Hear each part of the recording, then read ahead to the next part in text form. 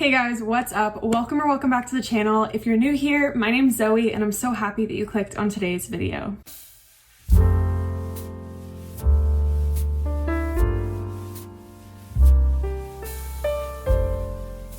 So today is June 1st, meaning it's time for another wrap-up video, which is so wild because I feel like I always say this, but the month just flew by in May and I feel like I just did one of these videos, but we're back at it again today and I'm so excited to talk to you guys about all 12 books that I read during the month of May because I feel like I had potentially the best reading month I've had so far this year. I just read so many good books. There were hardly any books that I rated a low star rating and I actually found 3 new favorites. So I'm really excited just to talk about all of them with you guys and tell you my thoughts. So let's just get straight into it.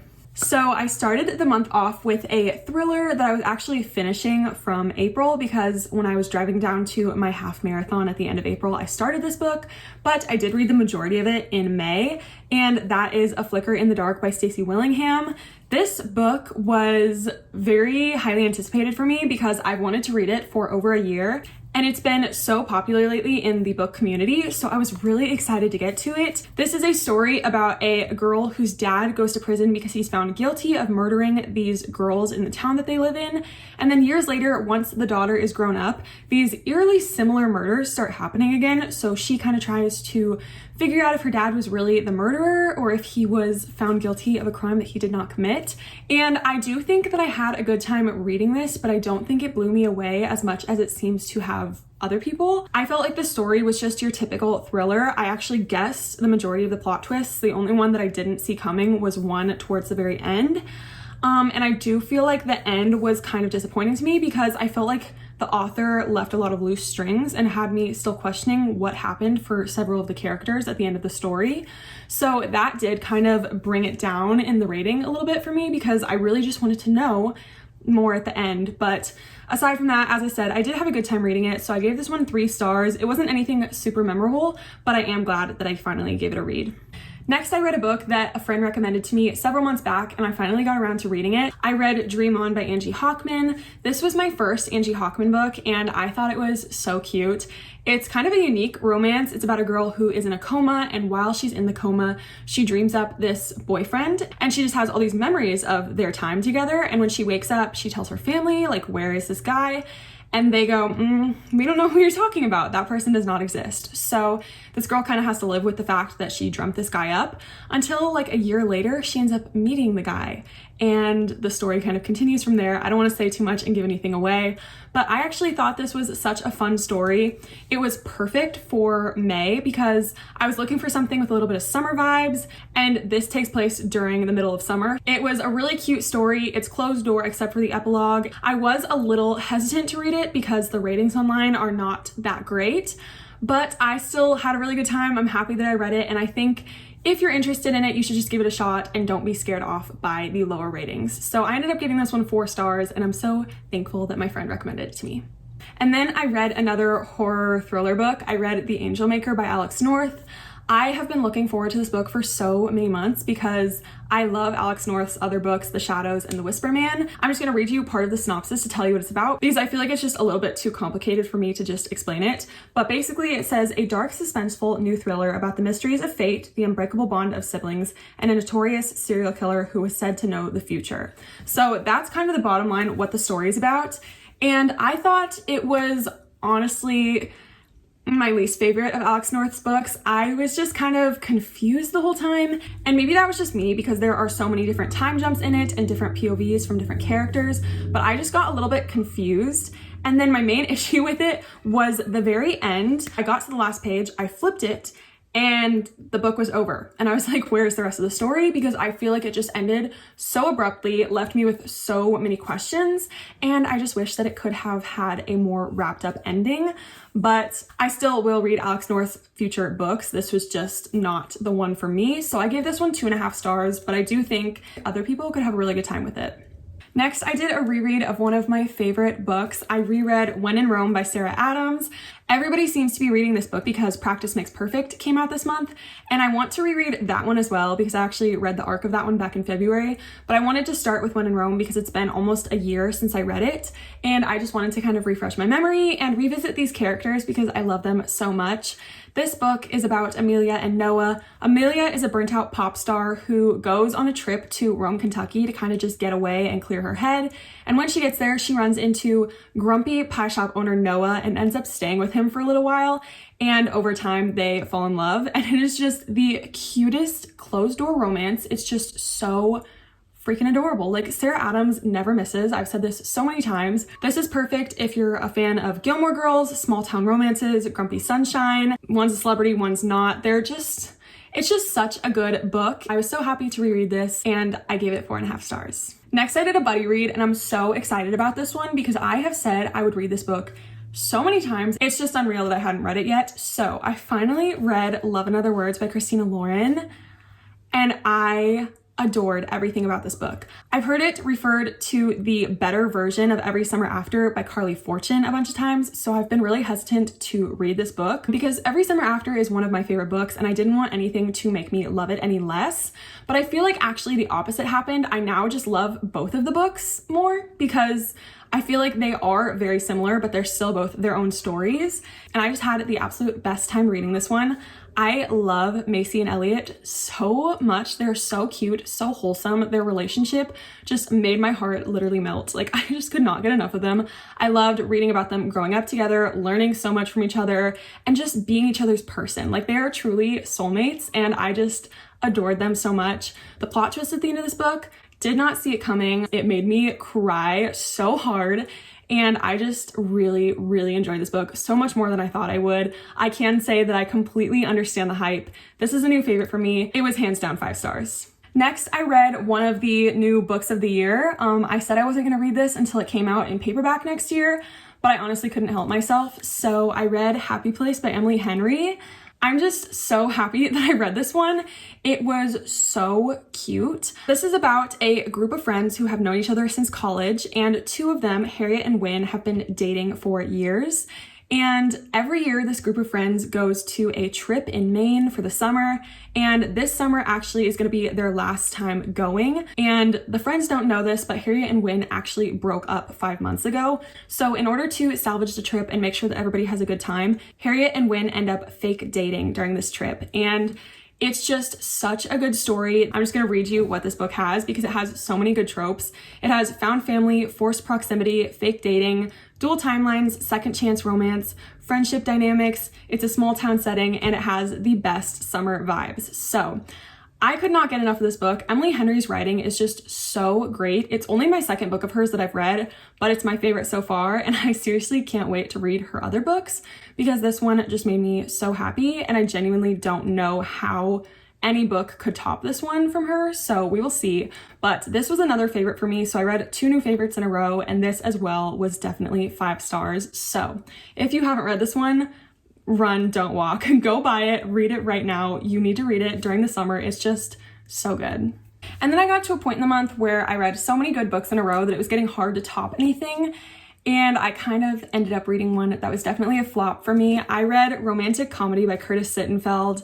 This one had such a good premise, in my opinion. It basically follows this woman, Sally Mills, who works for a show that's basically like a fictionalized version of Saturday Night Live called The Night Owls. And so in the first part of the book, you follow her working on the show for a week, and their guest host slash music guest for the week is named Noah Brewster. And over this week, Sally and Noah get to know each other really well and kind of end up getting really close, but then they leave on pretty bad terms. And then the rest of the book is a couple years later, and it's during lockdown at the beginning of COVID, and they end up emailing each other and kind of reconnecting. And I thought this sounded so good. I knew that COVID was going to be a part of it, so I was like prepared for that. But the book itself was just not it for me. I found it incredibly boring. I did not care about anything that was happening to any of the characters. I did think the beginning where you were kind of following the Night Owls was pretty interesting because I love Saturday Night Live, so kind of seeing the behind the scenes of how the show works was interesting, but the rest of the book, I just found myself so uninterested. I just didn't care at all, and so I ended up giving this one 2 stars, And I honestly feel like that's kind of a generous rating. Like, I just didn't get it. And that was really unfortunate because the cover is so cute. The cover is so cute. And I just didn't like it. So that was a bummer for me, but on to the next one, I guess. So then I did another reread. This is a book that I actually read for the first time back in 2015, but now it's super popular and I want to read the whole series, so I reread Shatter Me. And boy, am I glad that I did, because I thought I remembered how this story went, but I was so wrong. There was so much that happened that I did not remember from the first read because it's been so many years. But I really enjoyed this book. I remembered liking it the first time. I actually rated it 5 stars when I read it back in 2015, but my ratings have changed a lot since then. So now I would probably give it like 3.5 stars because I thought it was really good, but I also feel like the rest of the series is gonna be better, so I don't wanna rate it too high right off the bat. But I had such a good time. I just flew through this book. I'm not gonna get too into what it's about because I feel like everybody knows what it is, but it's a YA fantasy dystopian series about a girl who can't touch people because her touch is lethal. So that's a pretty interesting premise. I thought it was really good. I can't wait to continue the series and see why everybody loves Warner so much, because so far I don't really get it, but we're gonna see. So I had a really good time rereading this. I'm so happy to finally be starting my Shatter Me series reading journey. I had a good time. And then to continue that, I read the first novella in the series. I read Destroy Me. This one follows Warner's point of view for like the second half of the book for Shatter Me. And I thought it was interesting. I really liked getting to see Warner's point of view and kind of seeing how his relationship with his dad is and see how that's kind of shaped him into the person that he is.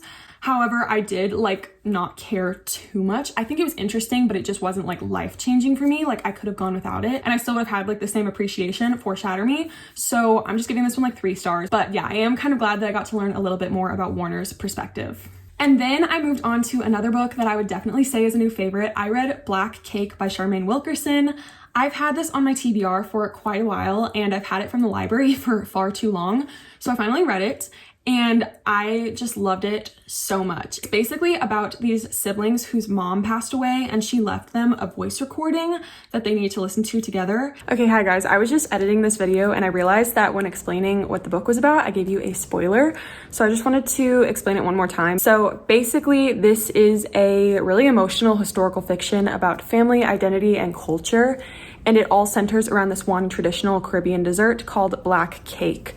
And it's just literally so good. So I just wanted to explain it a little better, continuing with the video. I don't want to give too much away, so I'm not going to talk too much more about the book, but I thought it was a beautiful story. There were so many things that happened in it that I was not expecting, so I was just like flipping the pages, could not stop. The chapters were short, which was so great for me, and there were just so many characters that were introduced in it that I absolutely adored. Like, I just cared so much about everyone in this book, so I was rooting for everybody the entire time. And yeah, this was just a really big surprise because I don't typically read this genre too much, but I was so attached by the end of it and I just had the best time reading it. So yes, this was a 5-star for me. I will recommend this book to everyone and it will go down as one of my favorites of the year. I can already tell. I just loved it that much. Then I finally got around to reading a book that's been on my TBR several times now this year. It is one of my 12 books from 12 Book Besties recommendations.